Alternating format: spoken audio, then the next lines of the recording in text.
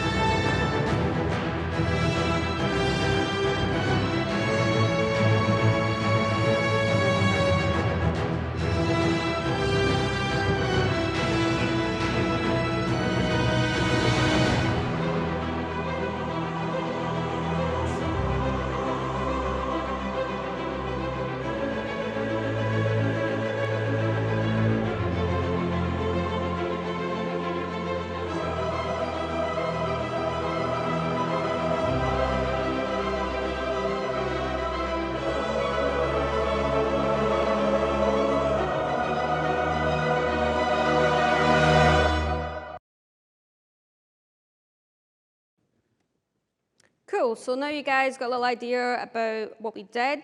Let's begin at the start. So what kind of existing cloth techniques can already exist out there? So first of all, we have skinning to existing joints. The advantages of this, cheapest method, it's easy to maintain, all the stuff's already there, right? Depending on where the cloth is, though, it can look bad, it's unrealistic, complex articulated areas suffer. If you have a sleeve that's modeled hanging down, when you twist your arm, the pose doesn't adhere to gravity. I'm sure you've seen that in many games before. We also have animated cloth joints. So I hope you guys enjoy the picture on the right here. We actually don't have any keyframed cloth in the game, so I just let you run wild with your imagination and say, imagine a man animating all these controls.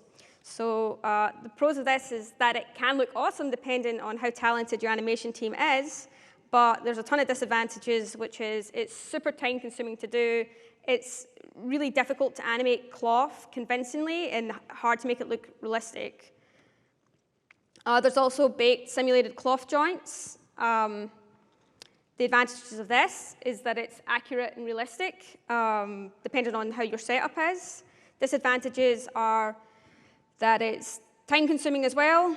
It's hard to maintain, especially in a game dev environment where we're always iterating. If we change the scene, we'll need another pass. It needs to be rebaked and resimmed and baked down. And then the output is the curves that are really nasty for animators if they actually want to edit that stuff. So then we have real-time cloth, which the advantages are it's super flexible and reacts well to change because it's already been calculated at real time. But also it responds dynamically to player movement. So if a player is controlling a character, which is what we had in our game, and they flick the stick around, there should be follow through and overlapping action that normal baked simulation couldn't give us. The disadvantages is that because we're running at real time, the cloth quality can be quite low, and detailed cloth is really out of scope for us. It's also an extra expense in engine versus just running an animation. And this one can be specific to whatever kind of cloth solution you're using, but most lack self-collision. So if you have layers of cloth, they won't react with each other.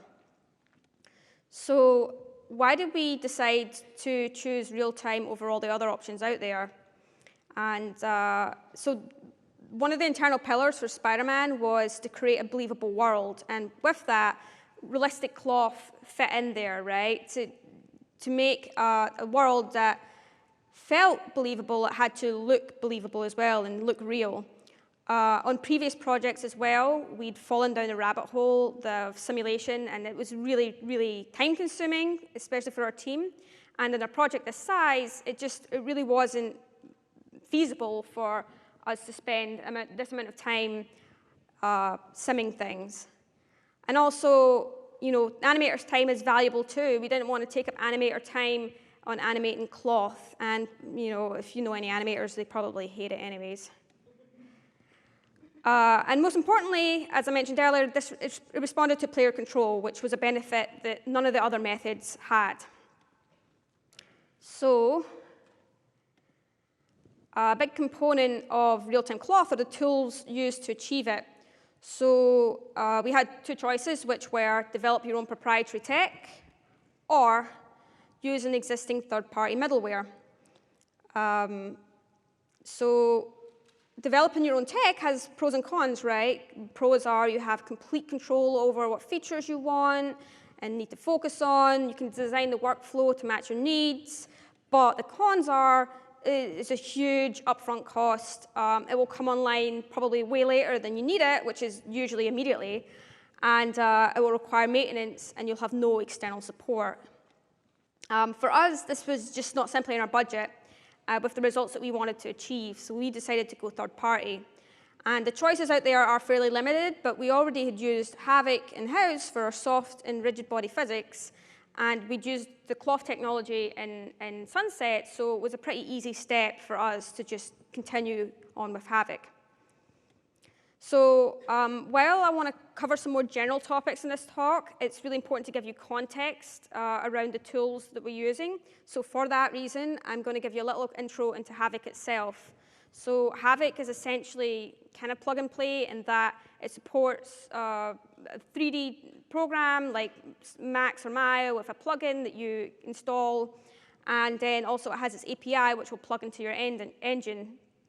And so from there, you will be in Maya or Max, and you'll generate your sim mesh, and it will either output that into a file, or there's the modal, and there's a non-modal way as well. So modal is when all the data is contained within the program itself, and non-modal is when it spits it out to external files and uses its own executables to manage that.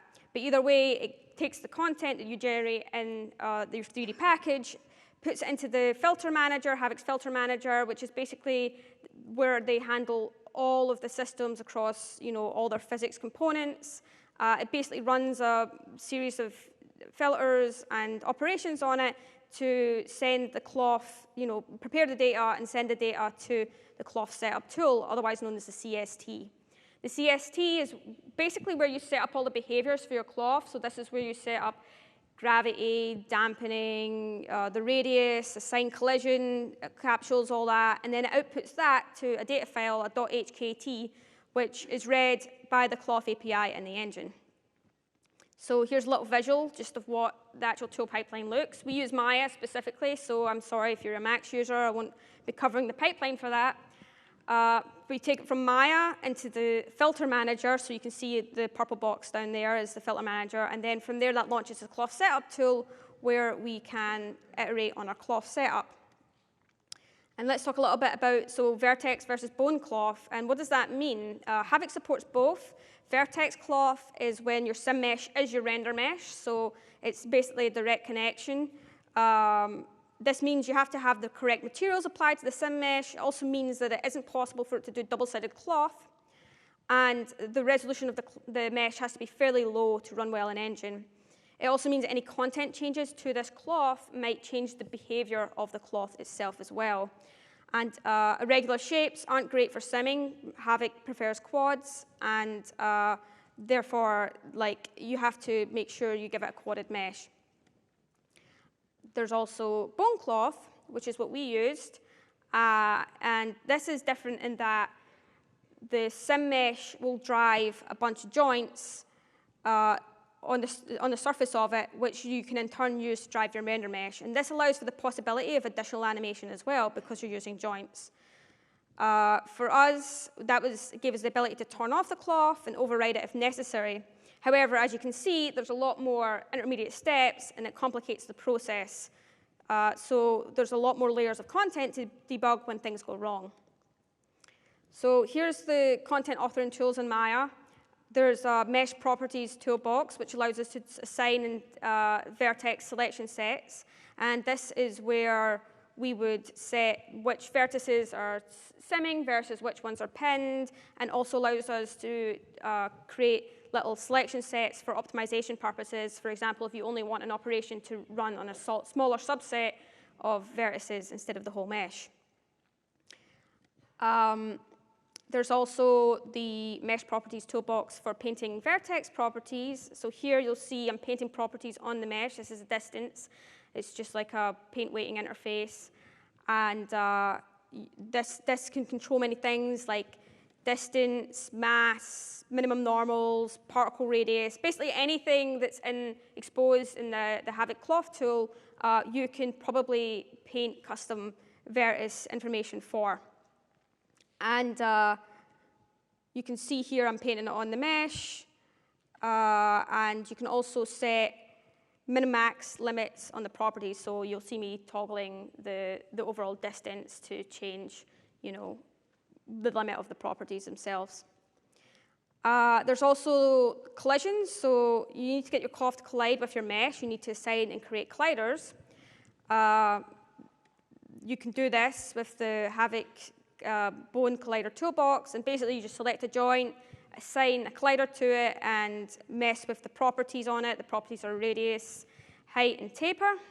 And you can also, through this interface, add your own custom collision shapes, and there's a variety of methods that Havoc uses to get that into the engine.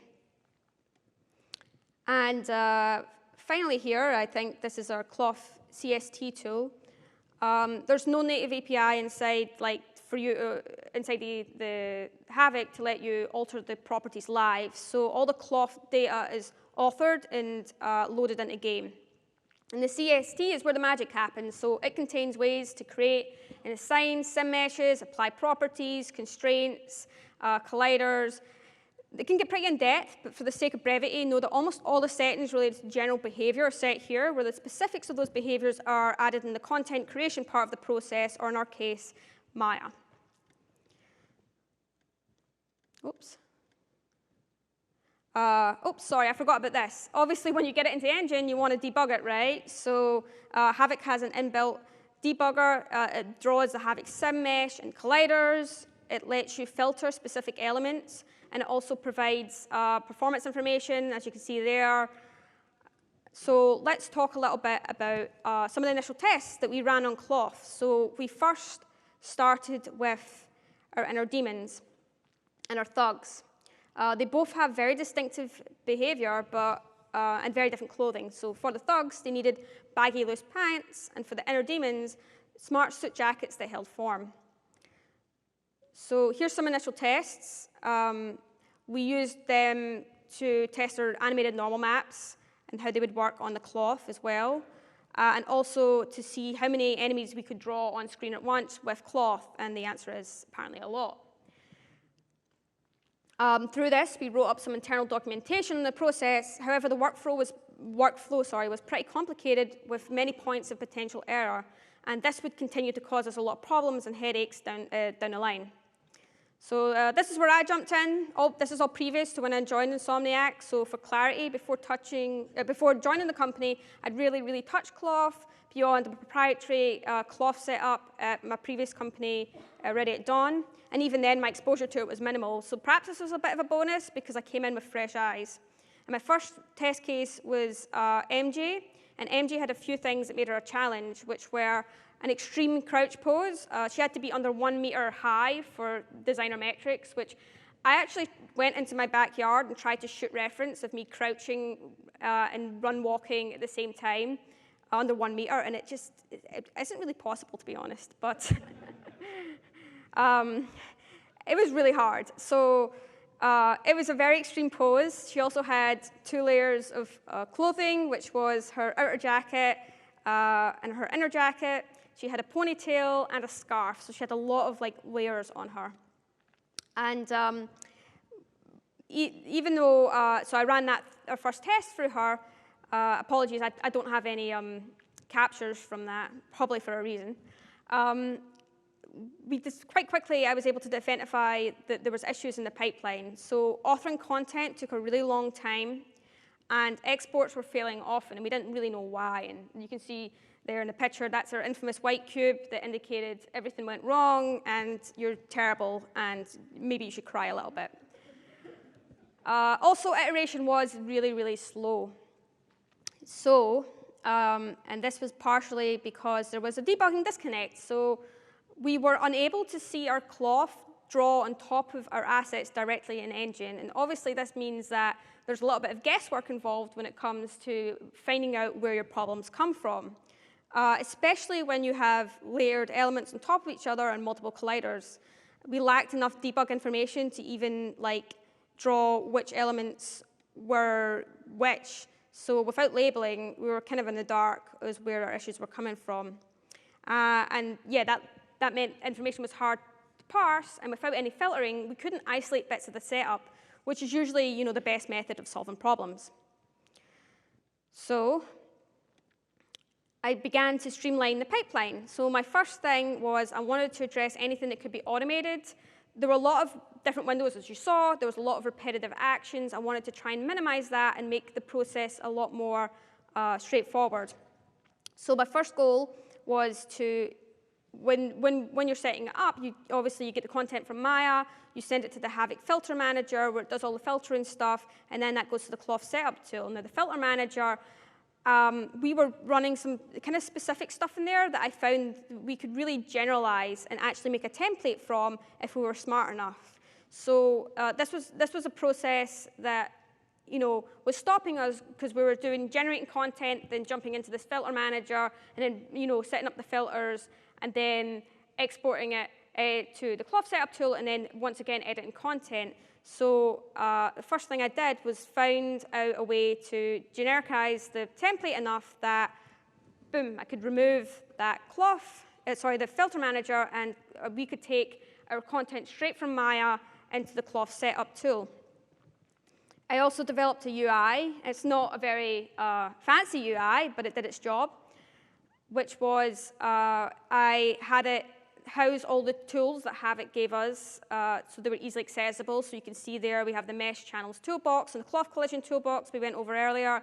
You could also launch the Cloth Setup tool, the Havoc Visual Debugger, and the Filter Manager all from within this tool. And you could that nice big green button is the one you wanted to press when you wanted to export or update your file. And on the left here, to get the joints into Havoc the way we wanted to, we had to create selection sets. And these selection sets were necessary because the other methods that the filter manager had weren't always great at capturing the exact joints we needed. So we would pass them in with a selection set that was selected on export.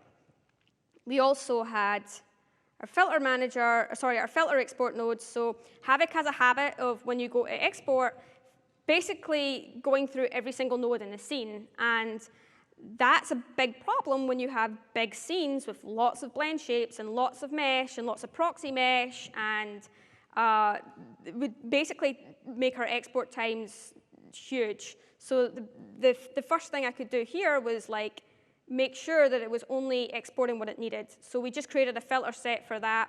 Unfortunately, Havoc doesn't have support for doing 2 selection sets upon export, so I had to find another way to pass information. And apparently, the best thing I could come to was a visibility toggle, which if any of you use Maya on any kind of frequent basis, you'll know that there's about 5,000 ways to hide and unhide nodes in the scene. So I had to write this very brute force method that went through every node in the scene, captured every possibility of its visibility state, saved that, then hid it, the ones that weren't in the list, and then exported, and then restored the state of them. But it was kind of brute force, but the benefit of that was it cut down our export times dramatically, because no longer were we parsing the 50, 60, 70 blend shapes in the file. So another one of our big challenges was to get the cloth on our playable characters. And since this is all dynamic, we needed to test the cloth while moving the player to be able to test the motion on it. Since the content had to be authored before export, we needed the iteration time to be as small as possible. So changing one small value caused an asset rebuild. And if that meant reloading the game or reloading the level every time, it was going to be really hard to create quality assets within a reasonable time frame, so we needed the updates to be live. So we worked with our core department, our engine department, to make sure we could do this at runtime without massive reloads. And this video shows me changing the particle radius. See, I'm exporting it there, and I'm waiting for it to come into game. Wait a second. It's rebuilding the asset. Boom. So that was a wee bit of a wait, but that is nothing compared to reloading the game. And that was amazing for us. Our core team worked tirelessly to give us that feature, because that meant that instead of reloading the game every time we wanted to see a change, we'd just press a button and it would rebuild the asset and load it in. So now that we've made improvements to our pipeline, let's talk through some specific cloth examples we had. Oops. Our first example was our full body lab coats.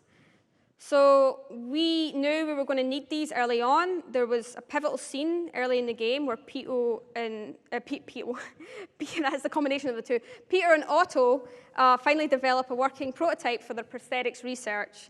And we needed to showcase what we could do with the system, so we knew the quality bar was high. You also meet Otto at the beginning of the game, and I knew Peter was going to be playable in these lab coats, so we had the challenge of creating real-time cloth for both cinematics and gameplay in this scenario. So to reduce the complexity, I wanted to be able to share the setup between both gameplay and cinematics. In hindsight, while this was easier for us in implementation, it made for quite the challenge because the needs of each setup could be dramatically different. So the first thing we did was we bought a lab coat online. We looked at both official lab coats and costumes, and we ended up with this, which was the closest we could get to our concept art. And then we did a bunch of stuff like running around in it and doing some arm poses and whatnot. We recorded some general movement, and you can see here our fellow TD, Bill, modeling it for me, because the coats were looking like I was wearing some sort of bin bag. And I was nowhere near as buff as Peter, so. But this gave us a good starting point, although we ended up going with a kind of heavier cloth.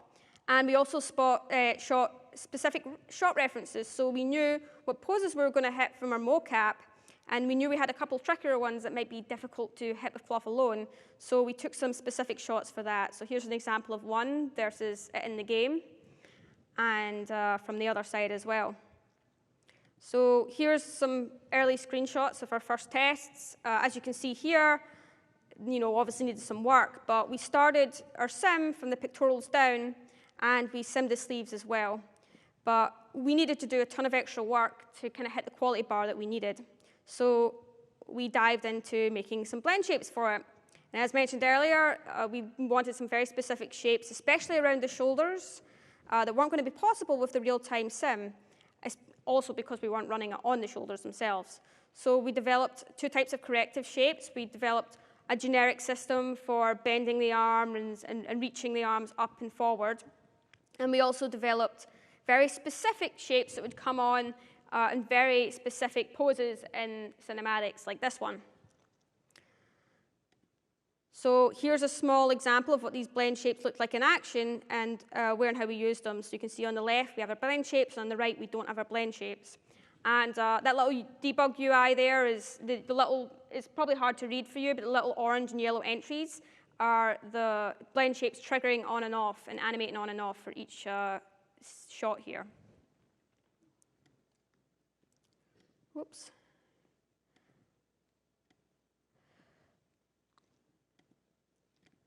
So for a finishing touch, we weren't able to get enough detail with just blend shapes or cloth. I mean, we'd already, at this point, doubled the resolution of our lab coats to get the silhouette on some specific shapes, but it still wasn't cutting it. So we made use of our animated normal wrinkle maps to get the detail we needed. So here you can see in this video here in our tools, I'm animating that normal value up and down, and then in game on the right, you can see I have this custom attribute called IGAnim Lab Coat Custom, where we stored that texture map. And actually, we assigned in the material at least one channel to cinematic textures where we would swap them as we needed per shot. Finally, one final hack I kind of had to do is our cloth didn't support collision with the environment itself. So many of our rigs would include like a cloth collision plane, which was basically just a plane collider or some sort of ground plane in the actual rig file itself that animators would animate. And our vanity system worked with cloth collision, so we were able to toggle this on and off. So here you can see it. We generally turned it off for the sleeves because the sleeves slightly penetrating the table was better than them completely freaking out because they were pinned between two colliders. But we used that to shift the lab coats out of the way when they were bending over and whatnot. We used it in a bunch of places all across the game. There you can see it. Easy. So let's move on to our second example, which was suits. So we had a lot of suits in the game, like so many suits. It's stupid. Mr. Negative was one of our biggest villains, or one of the big villains in the game, and he needed to look the part. He was smooth dressed and clean cut, and that needed to be shown in his suits. We also had suits being used for all of his thugs, as well as Norman Osborn. So the big part of the suits was them to actually hold their form, especially when characters lifted their arms, right? A good suit that's well tailored will hold its cut when you lift your arms.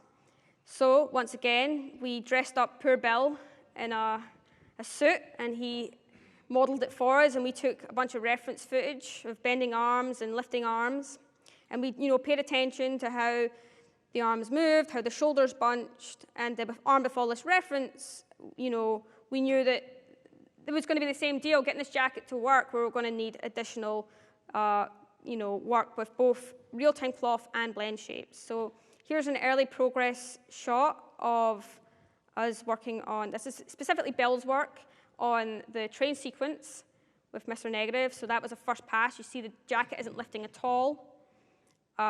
We do have real-time cloth simming, though. Secondary pass, we wanted to get a little bit more movement out of that, so you'll see it lifting a fair bit. But we're still not there yet. Shoulder shapes don't look as good as they could. And finally, what we shipped with the shaders as well, which made a big difference. And you can see that jacket opens all the way up. It looks awesome. Took a lot of work.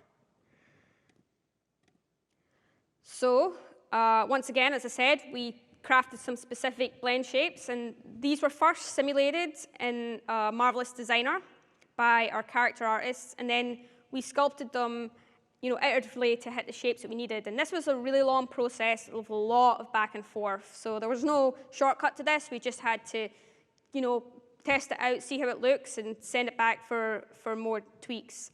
But luckily, unlike the lab coats, a lot of the suits were mostly black or had effects on them, which meant it was much more forgiving overall when we were doing blend shapes. So let's talk a little bit about how we made the suits lift when their arms lifted, especially with the real-time cloth, because the big issue was when you lift your arms, if the real-time cloth mesh sim doesn't move with it, then it's going to remain, say, at the hips, and it's going to collide with colliders, no longer sync up to where the mesh is. So we needed to have the two matching.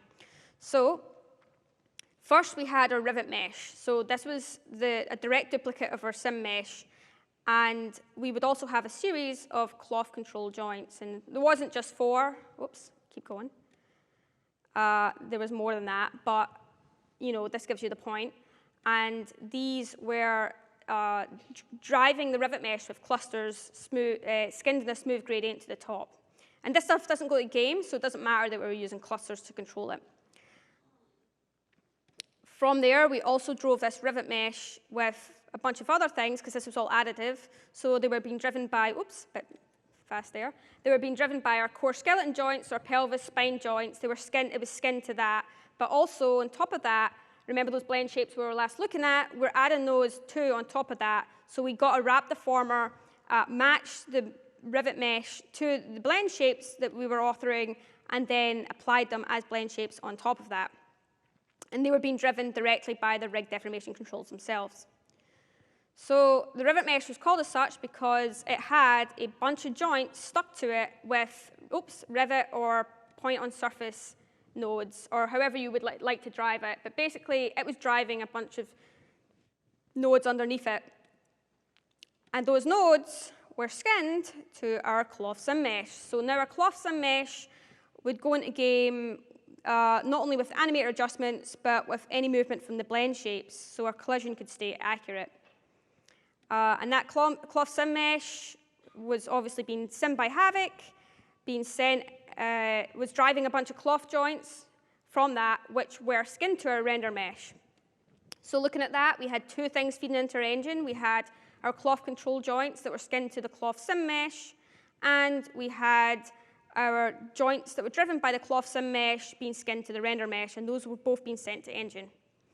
So if you look at it as a whole, it's not too bad. A pretty clever way of getting our blend shapes on our cloth setup, because inherently Havoc didn't support blend shapes on the sim meshes. So another thing is we had this wind effect, if the video would play. Hang on.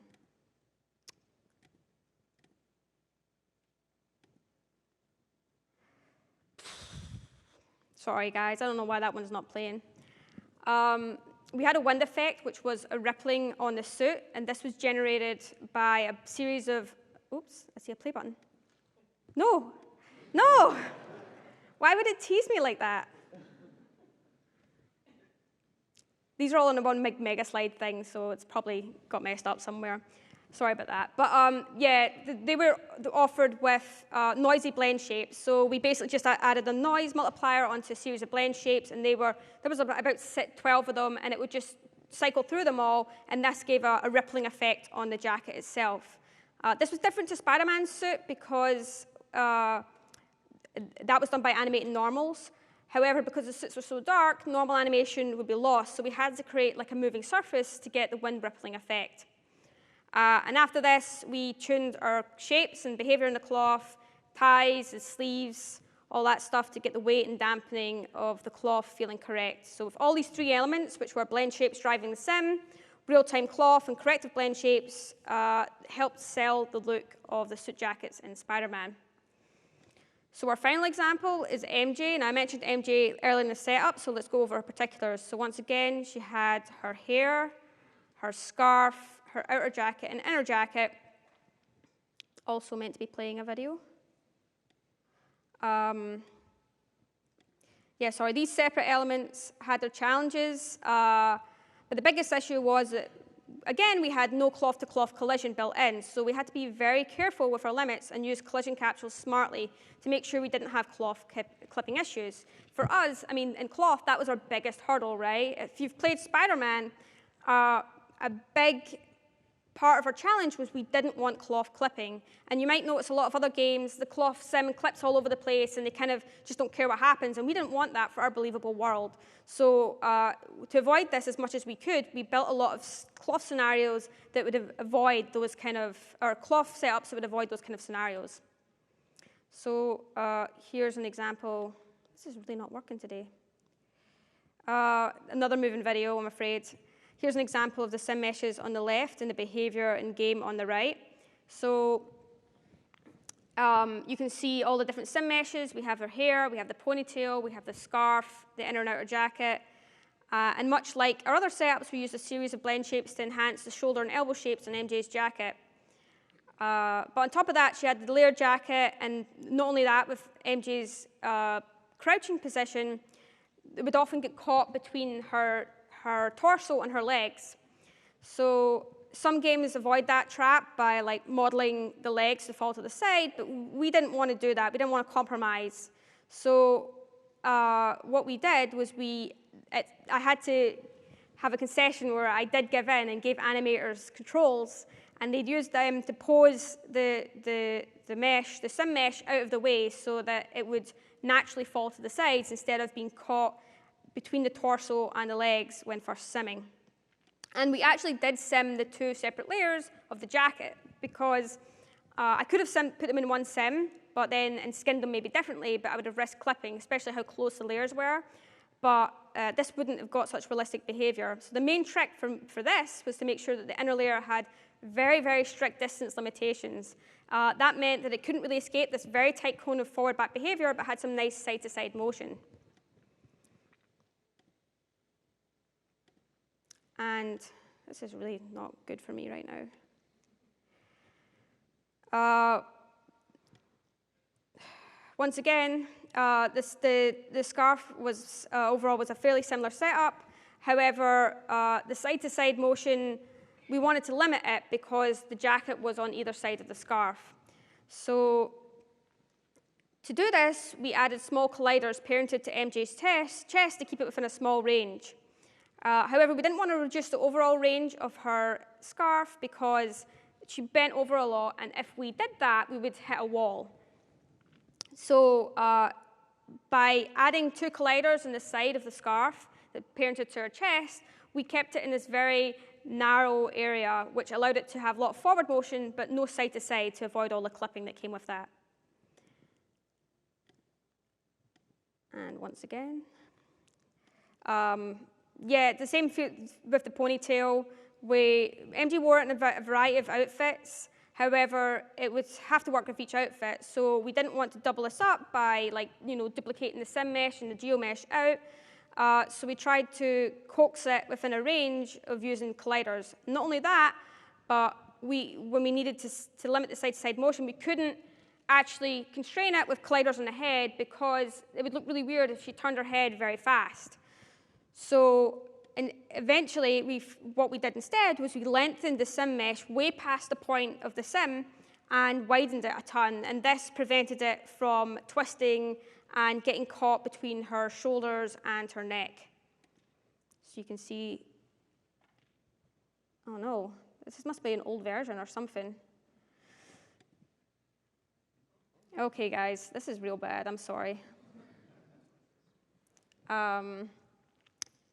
There were some scenarios as well where, so yeah, this was the picture of the setup, and then there were some scenarios as well of MJ jumping from the top of the penthouse. Where this scenario we couldn't do because we had to create a unique setup, and we didn't have time for that. So at this point, we just gave it to the animators, and they did it with cloth controls entirely.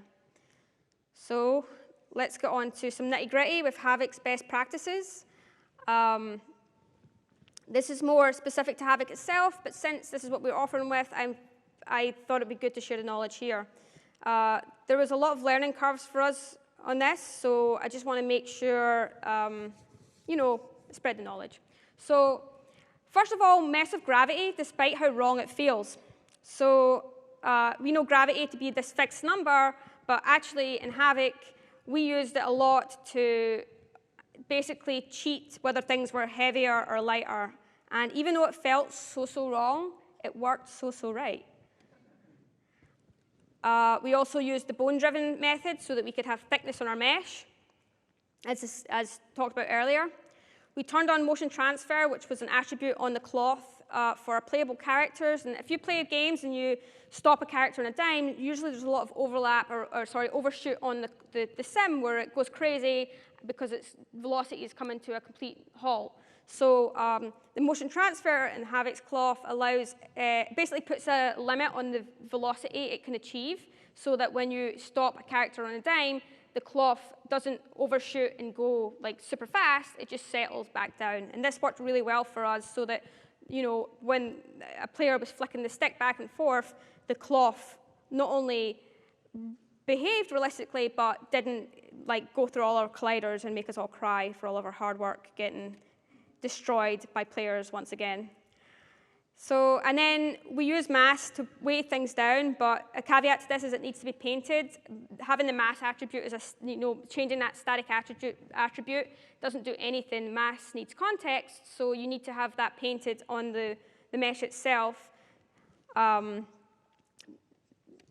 And then soft gradients rock. So most of my skinning and most of my attributes I painted, I usually just painted 50% solid, 50% like filled and not filled, and then I would just smooth between the two without selecting the top loops, and that literally got me 99% of the behavior. So I just use soft gradients all over the place.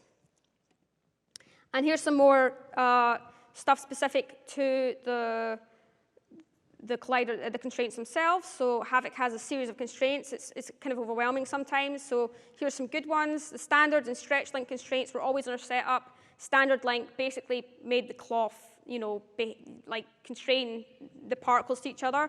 And the stretch link made it so that it wouldn't stretch out super long. We use bend length and bend stiffness to add stiffness, usually in slightly different ways. Volume constraint tried to take the cloth back to how it was in bind, but it was overall expensive and it didn't really get us the results we liked, so we tended to avoid it. Bone particle angles and bone global plane could be used to constrain a sim within a predefined area, kind of look a lot like distance. But it was a nice alternative if you didn't want to mess around with your distance attribute because you'd got that working the way you'd liked. And overall, these were the areas, they're actually marked in red, are the areas that we would tend to sim. So we would avoid complex articulation areas, which were the thigh and the hips, the ankles, the shoulders especially, the neck. We'd try to keep things in this area to avoid overcomplicating things. And for our sim mesh, the instinct is to get your mesh and then create an average mesh, which is, between the outer and inner shell of your mesh. But actually, we found out that if you kept it on the inside of the mesh, if there was any thickness, there wasn't any guesswork when it came to collidables, because if you used the middle of the mesh, then there would be some arbitrary distance between your cloth and your collision capsules that was challenging to account for. So remove the guesswork and make the sim mesh on the inside so it's closest to your collision capsules. Speaking of collision capsules, there's custom collision capsules and there's standard capsules. And I found that we got smoother results by layering up multiple collision capsules versus custom collision objects. So even for an oddly shaped thing like a torso, I would use a series of multiple collision capsules instead of a custom shape. Some very rough napkin math. This is my own math, so it's probably totally wrong. But it made it seem like it took up to 6 collision capsules to make the cost of one single collision, custom collision shape. So I tended to stick with the capsules themselves. And also, I found that there was jittering or harsh transitions if a sim mesh slid over a collision capsule and went to a custom collision mesh. And so the rounder the capsules were also, the less likely they were to create big lumps or oddities in the sim itself. Also, we talked a little bit earlier about kind of nailing down your sim mesh. There's differences between the high and low resolution meshes, so because they had a behavioral link, right? The higher the resolution, the more silky the cloth. The lower the resolution, the more stiff the cloth felt. You have to be really careful with this one because there were some areas where we started with a mesh, did a lot of work on it, realized that we actually had to increase the resolution of the mesh because the collision capsules were kind of sliding through the mesh at certain points. And when we did that, we had to rebalance pretty much everything because the behavior was completely changed. So try and nail down your sim mesh resolution before you're doing other iterations on it. Otherwise, you're causing yourself a ton of rework down the line later if you decide to change it. So now that we've got some tips and tricks covered, what else can you do? Well, if you're lucky enough, like us at Insomniac, you might have an in-house engine team, and you might want to get yourself some extra features. So out of the box, Havoc was able to get us a lot, but we still needed our extra engine support. And luckily, this is where our awesome core team came in. So the first thing they did was they removed cinematic cloth pop. And you might have seen that in other games where you go into a cutscene and all the cloth goes crazy and then settles for a second. And this usually happens because a character is teleporting in space and the cloth is accelerating at like infinite miles per hour, and it finally stops and it freaks out. So we had our core engineers work tirelessly to remove that by basically pausing the cloth sim when we were transporting characters and giving them a couple of frames to settle before we went into a cinematic. Also, as a side note, it's really great having an in-house engine team that you get to directly interface with and give feedbacks and questions to. So I just want to say, or ask questions. So I just want to say thank you to our core team as well. They also added on events for turning on and off cloth when we needed it. So there was, as I said, there was points in the game where we needed to disable it, and they added events that supported that. And as well as that, they added some kind of real-time events for us to adjust gravity and dampening on the fly, because there was a couple of instances in the game where no matter how we tried, we couldn't get a cloth setup to behave how we wanted in like a single shot. And rather than completely duplicate the setup and swap it out for a single shot, Core gave us the ability to have custom stuff that we could then alter at runtime. So what were our findings? It was real-time cloth was great for overall movement. And detail could be added with blend shapes and normal maps. It was good it was good to give animator control. So despite my want for not burdening animators with any kind of animator cloth controls, it still came in handy, and we really still needed it in quite a few circumstances, because when we needed it, we really, really needed it. It requires a lot of iterations, so be prepared to spend a lot of time on polish. And some behavior changes have knock-on effects. So when you think you're just going to adjust a small thing like the radius or, say, the dampening of a setup, it can completely throw all your other finely tuned attributes out of whack. So be cautious of that. And how could we improve going forward? So we'd love to be able to have more real-time iterations. So instead of outputting the cloth stuff to a data file and then loading that in, being able to adjust cloth real-time on the fly would be amazing, because it would give us more instant debugging and feedback, and we could alter properties at will to see what kind of effects they were having on the behavior. It'd be nice to have better debug display and feedback. This was a big problem for us, as covered earlier, and being able to support that with more stuff rendered in engine on top of our characters would be really useful going forward. And then also swappable cloth profiles. So we usually had one cloth profile per character, and if we had to change that for a character, we had to duplicate the setup or the entire asset itself. And the ability to swap out cloth profiles on the fly would be awesome, because if we really like to set up on a particular scene, we could save that out and then know that it's always going to behave on that particular scene, and then iterate on other scenes without damaging the work we did on the previous scene. So in conclusion, did we deliver on a promise? I believe we did. We made some amazing, realistic, and believable cloth.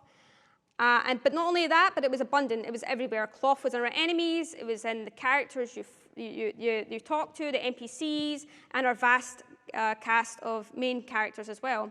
A cursory glance at our depot, we had around 70 different assets with active real-time cloth, and that doesn't include all the separate setups inside the models themselves, as well as the fact that, for example, our Inner Demon Thug faction was one model entirely, so having that times 70 was pretty crazy.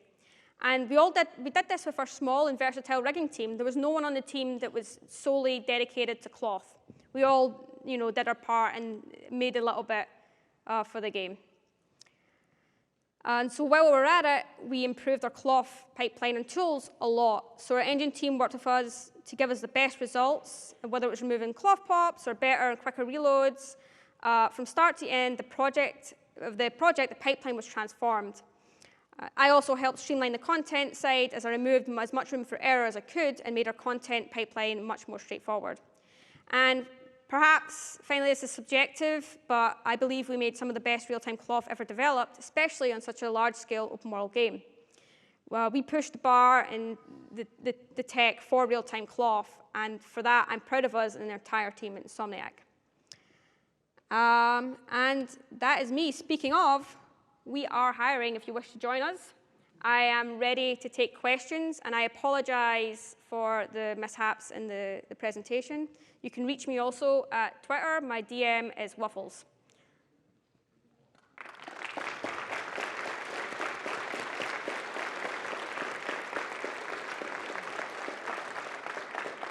Sorry, I meant to say my handle is Waffles, and DMs are always open, but, whatever.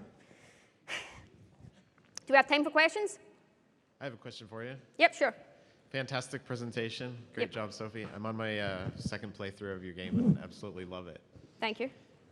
Seems like you put a lot of work into working around weaknesses and deficiencies in Havoc. Yes. And I'm curious if you could go back and choose. It seems like that choice was made before you started. Yes. Would you choose to use Havoc again, or on your next project, would you use Havoc again or try something else? I mean, we're always open to looking at improving our pipeline, but we have invested a lot in making Havoc work for us a lot better. So it also makes sense to keep using it. There also isn't a lot of other alternatives out there, and to develop your own cloth in-house, which I know a lot of other studios do, is a really, really big undertaking. So that's something we'd have to evaluate at a company-wide level, whether or not it's worth pursuing that. But for us, I mean, our process has massively changed since the beginning of the project to the end, and I wouldn't want that work to be wasted at the same time. But thank you. It was a good question.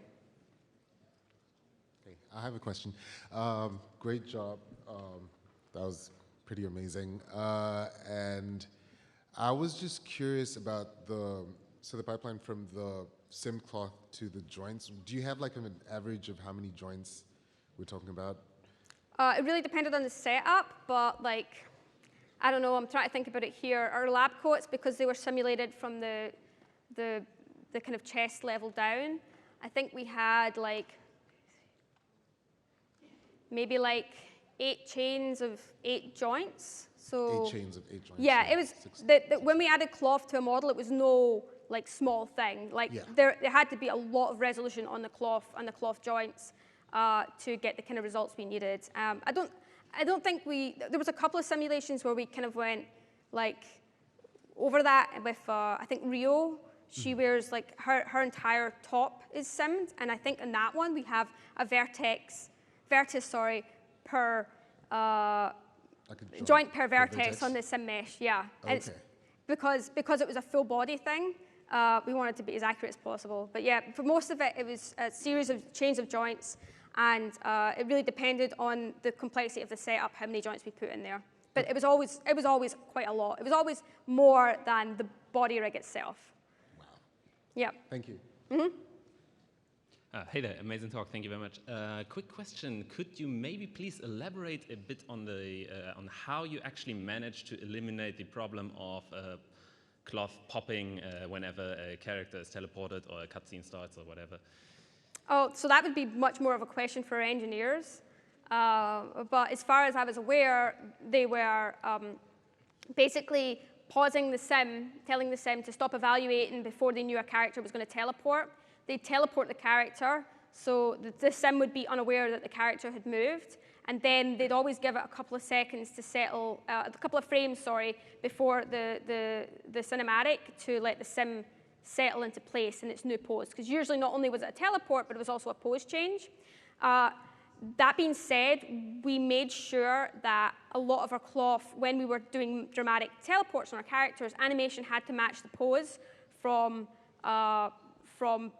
between the moves, because if they matched the pose, then it was much less likely to cause any kind of popping issues as well. So it was a little bit of content changes we had to do, and also changes on the engine to make sure that it was smooth. Thank you. Yep.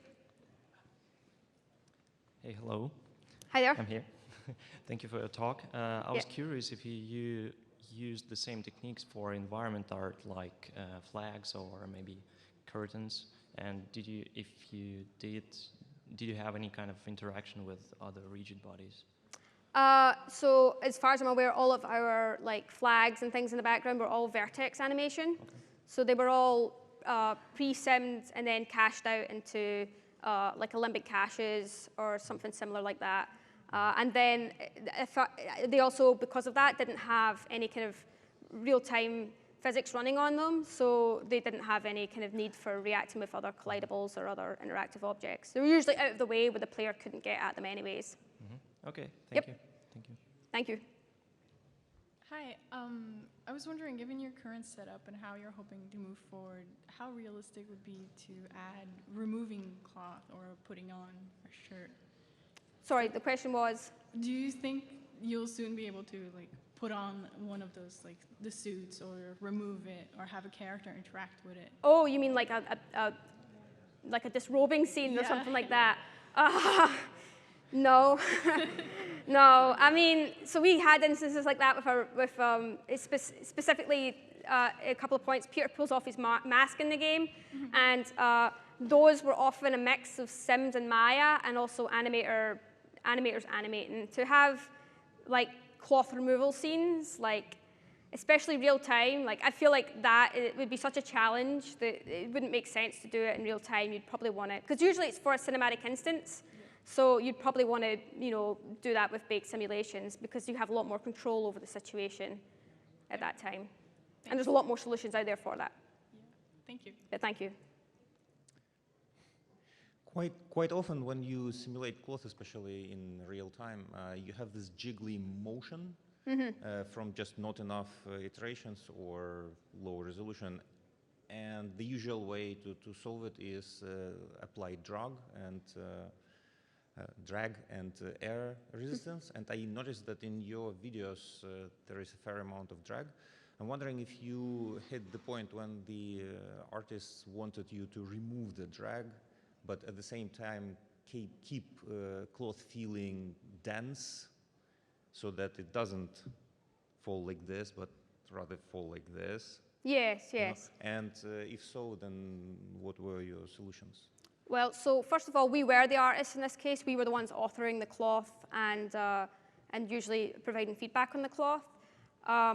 I would say that we did sacrifice behavior a lot of the time for the ability for the fact that we didn't want it to clip.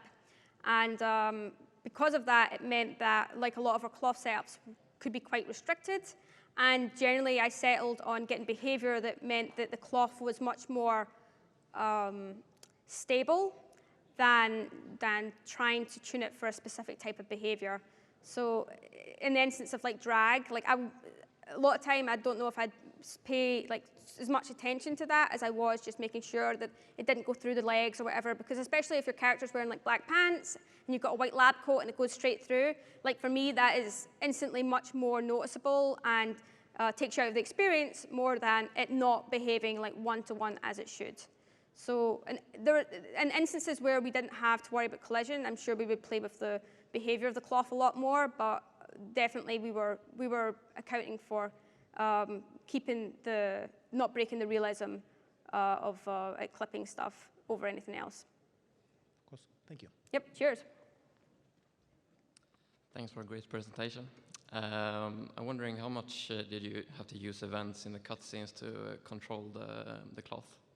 Not that much. So a lot of that, my approach to doing the cloth was make sure that the base is as good as I get it. And those things can quickly scale out of control.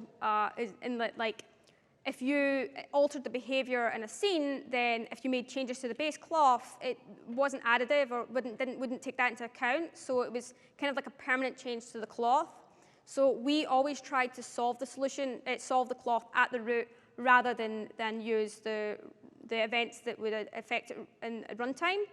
And this is mainly just because, yeah, that stuff gets way out of hand way fast, and I'd rather have a solid core solution than be patching things all over the place. Yeah, and if you were teleporting a character within a cutscene, did your system solve that as well? Did you have to specify now the character is teleporting? We had flags. We had flags that we would set on characters to say, this character is teleporting, and please apply this kind of behavior on them. So yeah. Okay, cool. Thanks. Cheers. Hi. You said that you were missing in-game debug for the growth. Yep. In-game visualization. Was it hard to do for the core team? I don't know if Havoc has the possibility or the API for doing some things like that. So the question was, we lacked debug information oh, sorry. Okay. Were you going to say something else?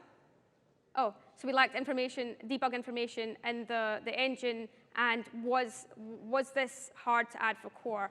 And it was less of this would have been hard to add for core, and that our core team is amazing, but they are always planned way ahead in advance, and pitching for their time is you have to have a pretty strong case, and we were able to work around the constraints we were given. Given that, however, now that this project is done, our core team is taking time into adding debug information into our engine, and they are kind of trying to give us those features now. But it was one of those things that came online as we were making the game, and our core team just couldn't give the time at the time. There was much more pressing issues to solve, and we had workarounds for it. Okay, so it wasn't a limitation in Havoc, but it was a time issue. No, but it was something that our core team would definitely have to build themselves. Havoc has API hooks to let you do that. They need to write it, and we just didn't have the time scoped for that. Thank you. Cheers. Hi, Sophie. Fantastic presentation, and Thank sorry you. to keep you. Very quick one. Would you worry too much about a character? Say, for example, if you had a character with a cape and it would fall off a ledge, would you worry too much about that cape clipping into the platform that's just fallen off, for example? So the question was, if we had a character with a cape, were we worried about the cape clipping into a ledge? Well, most of our characters didn't have cloth that long, at least playable characters. So, for example, the only one I think that had cloth that long was maybe Sable, and Sable was always in cinematics, at least in the base game. So, we just had to make sure the cinematic was kind of planned around that, and that we accounted for that as well. And if, for example, she was going to jump over a ledge and the cloth was going to catch, we would make sure that actually happens by adding in some sort of collider object. But yeah, it would be nice to get also collision with the environment as well. But for our purposes, that was needed so rarely that we were able to animate it with colliders in the files themselves. Okay, thank you very much. Right, cheers, thank you. So, we good? Time out. Right, we're done. Thank you.